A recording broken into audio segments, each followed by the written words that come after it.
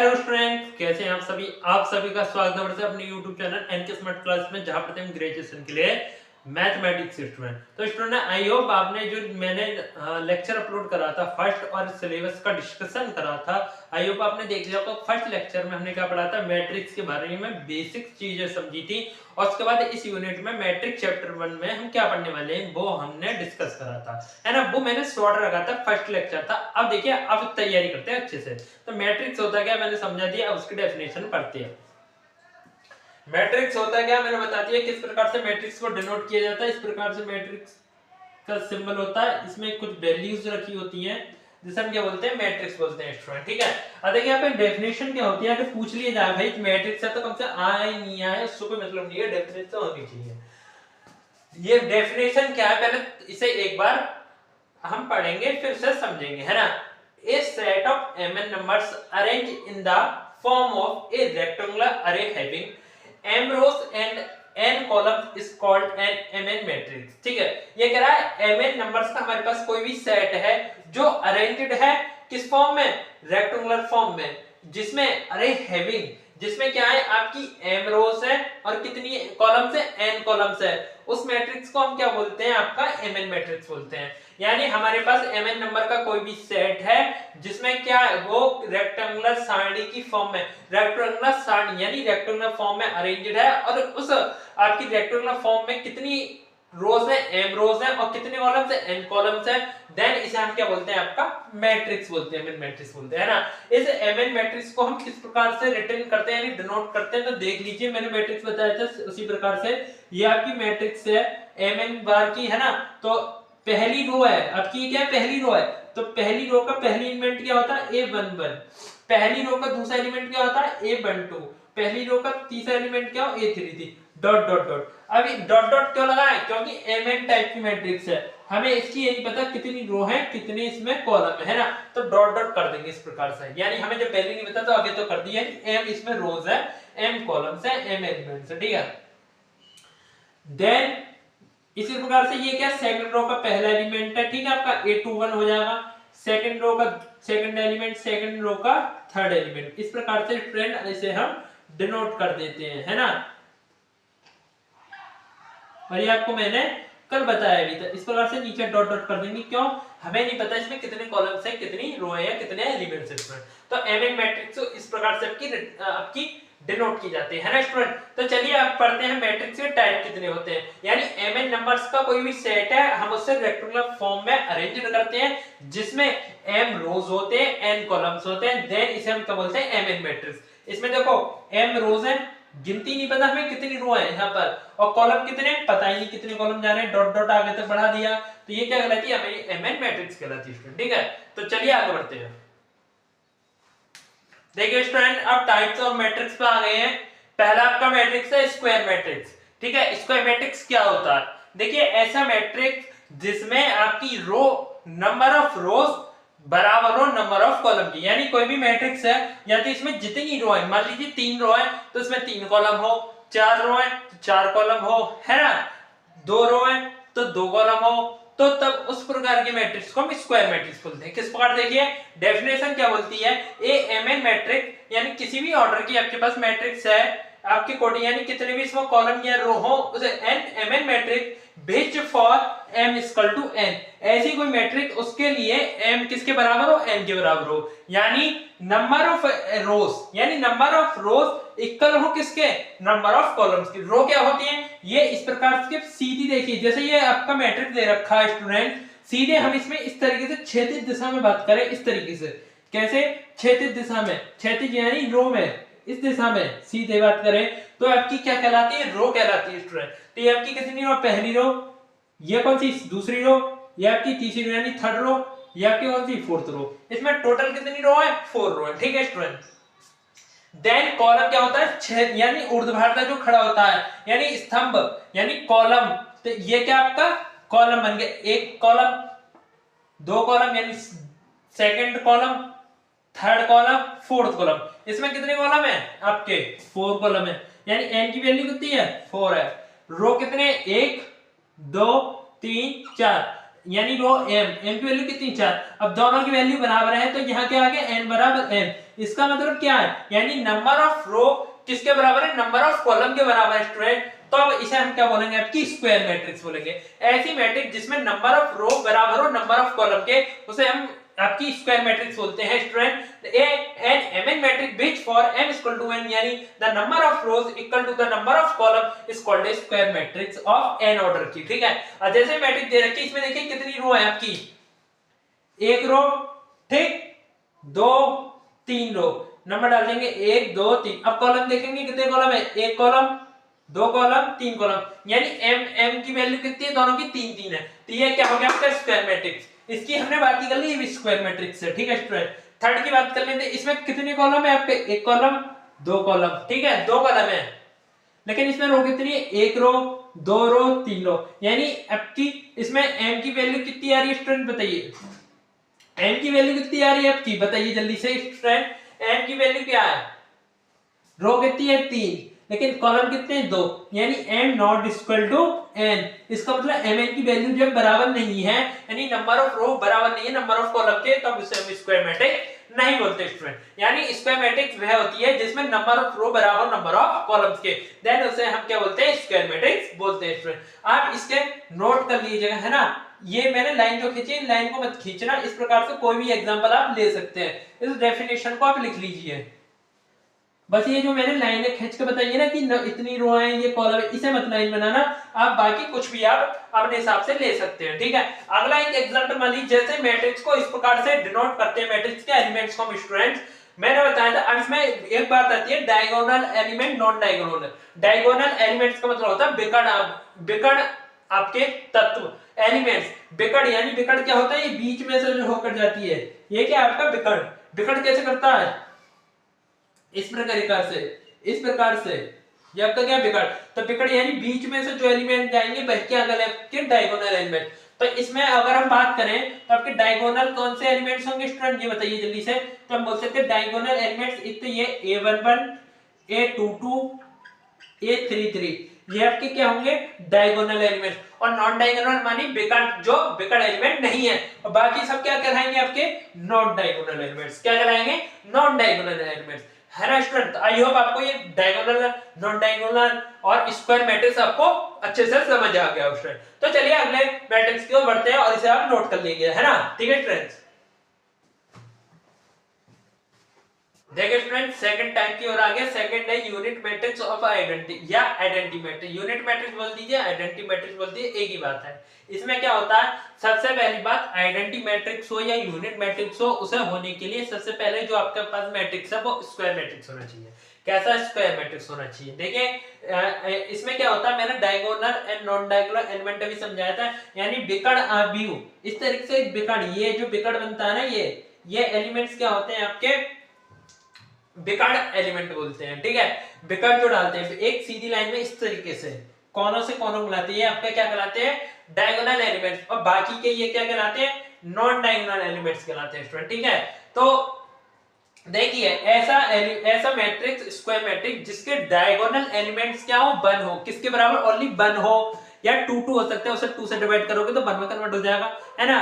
और बाकी एलिमेंट्स क्या हो उनके, नॉन डायगोनल 0 हो, उसे हम क्या बोलते हैं, आपका यूनिट मैट्रिक्स या आइडेंटिटी मैट्रिक्स। देखिए डेफिनेशन क्या बोलती है, a square matrix each of whose diagonal elements is 1, यानी ऐसा मैट्रिक्स जिसका डायगोनल एलिमेंट, जिसका प्रत्येक डायगोनल एलिमेंट क्या हो, इज 1 हो।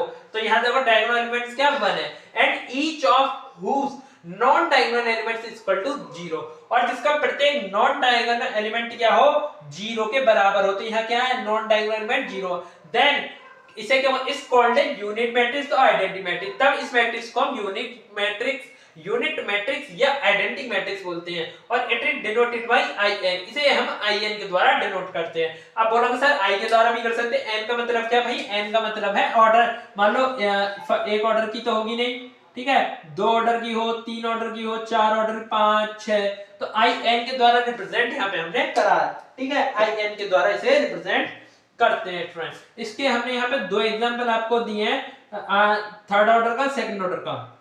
देखिए I3 क्या है, जैसे first row 1 0 0, second row 0 1 0, third row 0 0 1। अब देखो इसमें क्या है, डायगोनल एलिमेंट्स क्या है 1, ये एक तरफ से लेके जाते हैं, या तो ये वाला एलिमेंट हो या अपोलॉग सर ये भी तो हो सकता है आपका क्या डायगोनल एलिमेंट, हाँ भाई या तो ये वाली लाइन हो या ये वाली हो।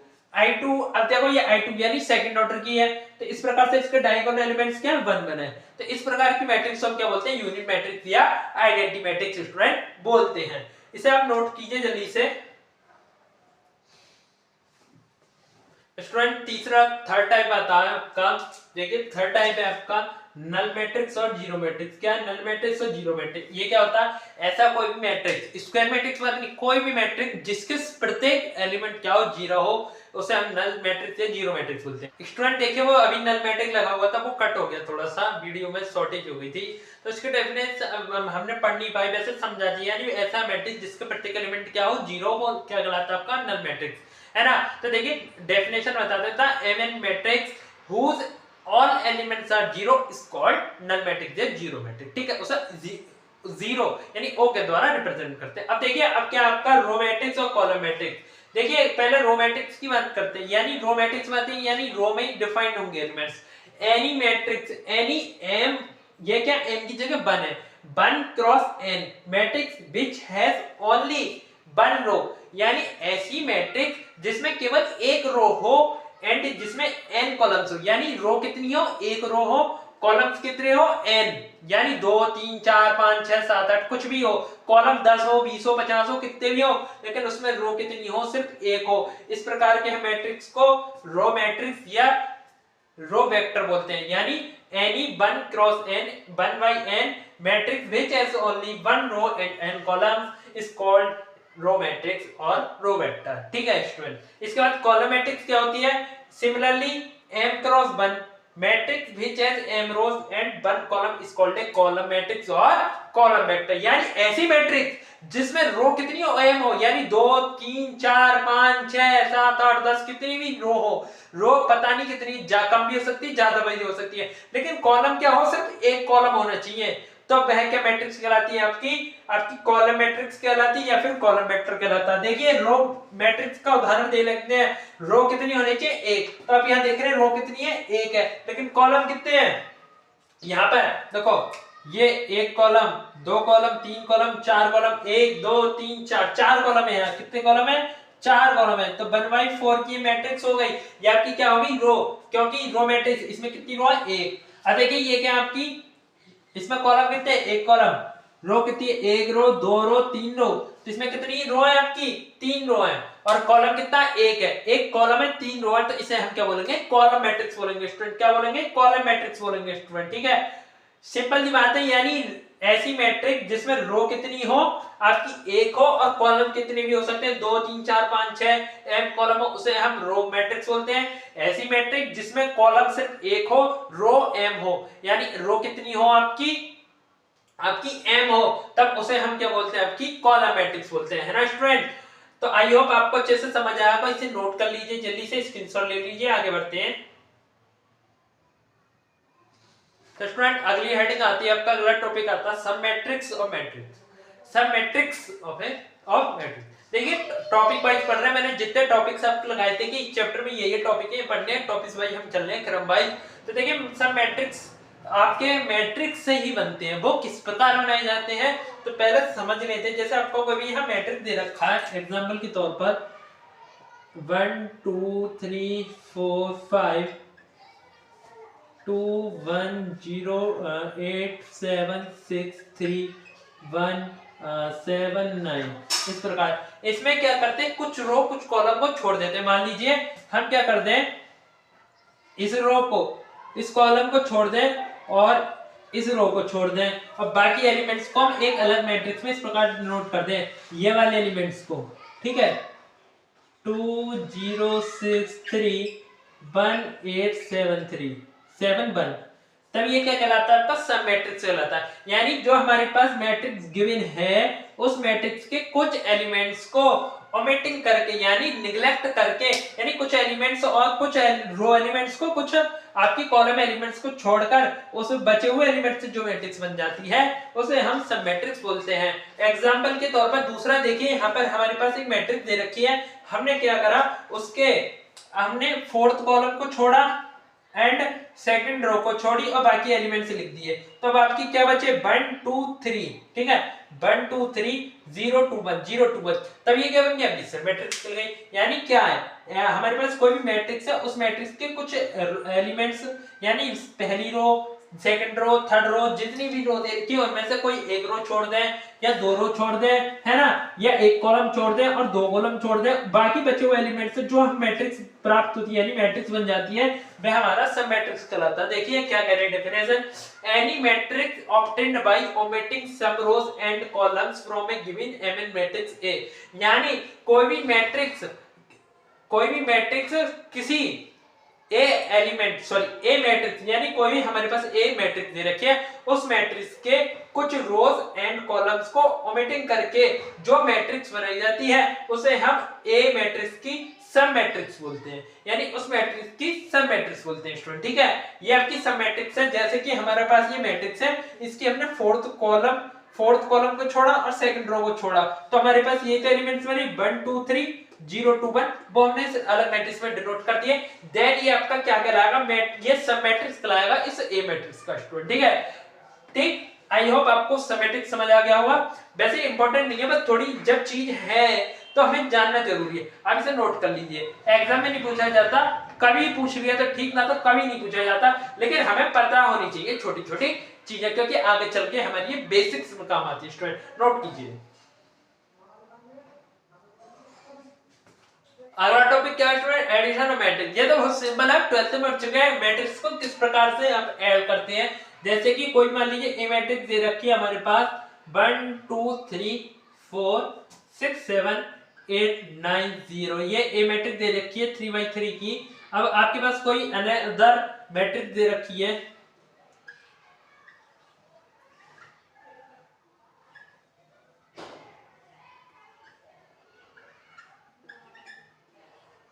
उनका एडिशन कैसे करते हैं, सिंपल सी बात है, a प्लस बी मैट्रिक्स को लिखते हैं, जैसे कि मैट्रिक्स दे रखी है, इसे डिनोट कर लेंगे, आराम से लिख लेंगे। ये तो आपको एडिशन आता है, ये सिंपल सी बात है, बहुत सिंपल है। जब है तो समझा ही दे रहे हैं, क्या दिक्कत आ रही है स्टूडेंट्स, है ना, समझ लो अब भी। इस प्रकार से मैट्रिक्स की वैल्यूज को आपको यहाँ पे फिट करना है और जोड़ देना है। किस प्रकार, देखिए, अब फर्स्ट एलिमेंट को सेकंड मैट्रिक्स के फर्स्ट एलिमेंट के साथ, फर्स्ट मैट्रिक्स की फर्स्ट रो के सेकंड एलिमेंट को सेकंड रो मैट्रिक्स की फर्स्ट रो के सेकंड एलिमेंट के साथ, यानी क्रम से ना एडिशन करते हैं। किस प्रकार से, जैसे 1 प्लस 1 2 प्लस 0, देखते जाओ, 3 प्लस 9, अब 4 प्लस 6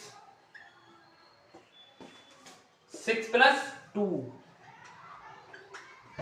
7 प्लस 3, अगला 0 प्लस 5 8 प्लस 2, और यहां कितना 9 प्लस 8, यहां पर लिख दे, यहां है जगह, यहां लिख देते हैं।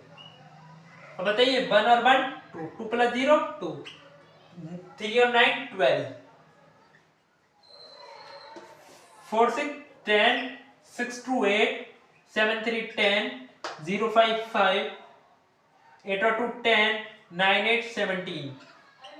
इस प्रकार आपका एडिशन ये हो जाता है। ठीक है, इस प्रकार ये सिंपल था, इस प्रकार से इनका हम एडिशन करते हैं। आप मल्टीप्लिकेशन कैसे करते हैं, देखिए स्टूडेंट, मल्टीप्लिकेशन कैसे करते हैं, कोई भी आपके पास मैट्रिक्स है, मान लीजिए ए की वैल्यू क्या है 1 2 3 5 4 3 2 1 0, इस प्रकार से एक आपके पास बी मैट्रिक्स है जिसकी वैल्यू है आपके पास 1 2, आपके पास ये दो मैट्रिक्स है, इनकी मल्टीप्लिकेशन करनी है। मान लीजिए किस प्रकार करेंगे, ए क्रॉस बी आप कैसे निकालेंगे, दोनों मैट्रिक्स को इस प्रकार से रखेंगे, देख रहे हैं आप, इनका डॉट प्रोडक्ट, इनके हमें मल्टीप्लिकेशन निकालनी है, तो किस प्रकार से निकालते हैं स्टूडेंट्स, तो पहली मैट्रिक्स की ये वैल्यू है, ये वैल्यू इसी प्रकार से लिख लेंगे जैसे दे रखी है आपकी, सिंपल सी बात है। ठीक है, ये वैल्यूज दे रखी है आपकी,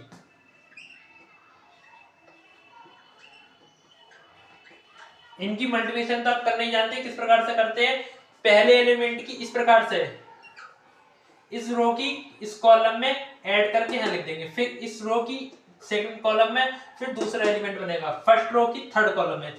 12th में आप ये पढ़ चुके हैं चीजें, ये मल्टीप्लिकेशन आप 12th में पढ़ चुके थे। 1 की 1 में करेंगे 1, 2 4 जा 8 प्लस 3 की 0 में 0। अब ये फर्स्ट एलिमेंट आ जाएगा। अब 1 की 2 में 2, 2 की 4 में 8 और 3 की 1 में 3। ठीक है, ये आपका सेकंड एलिमेंट बनेगा फर्स्ट रो का। फिर क्या करेंगे, फिर 1 की 3 में करेंगे, 1 की 3 में 3, 2 की 5 में 10 एंड 3 की मल्टीप्लिकेशन 2 में 3 2 जा 6 स्टूडेंट। इस प्रकार से आपकी पहली रो बन जाएगी ऐड करने पर। अब इस रो की इन कॉलम में मल्टीप्लिकेशन 5 1 जा 5, 2 4 जा 8 और 1 की मल्टीप्लिकेशन 0 में तो 0, 5 2 जा 10, 2 4 जा 8 और 1 की 1 में 1। ठीक है, अब इस सेकंड रो की थर्ड कॉलम में 5 3 जा 15 प्लस एडिशन 2 की 10 में 10, ठीक है, 2 की 5 में 10, 1 की 2 में 2। इस प्रकार से अब थर्ड रो की मल्टीप्लिकेशन हम करेंगे, 4 1 जा 4, 3 की 4 में 12, 3 4 जा 12 एंड इसकी 0 की 0, 4 2 जा 8, 3 की 4 में 12 और 0 की 1 में मल्टीप्लिकेशन तो 0 स्टूडेंट। ठीक है, अब 4 की 3 में करेंगे, 4 3 जा 12 एडिशन 3 की 5 में 15 प्लस 0 की 2 में 0। अब इनका क्या कर देंगे, हम एडिशन करके लिख देंगे। अब मैं यहां लिख देता हूं, देखिए इनका एडिशन यहां लिख देता हूं, 1 8 0 कितना आएगा 9, 2 8 10 और 3 13, 3 और 10 13 और 6 19,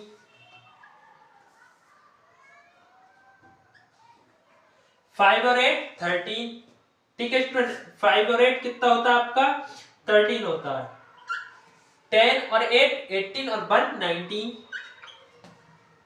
15 एंड 10 25 और 25 और 2 27, 4 और 12 16, 8 और 12 20 एंड 12 और 15 27। तो इस प्रकार से हम क्या करते हैं, इनका मल्टीप्लिकेशन करते हैं। क्या करते हैं, मल्टीप्लिकेशन।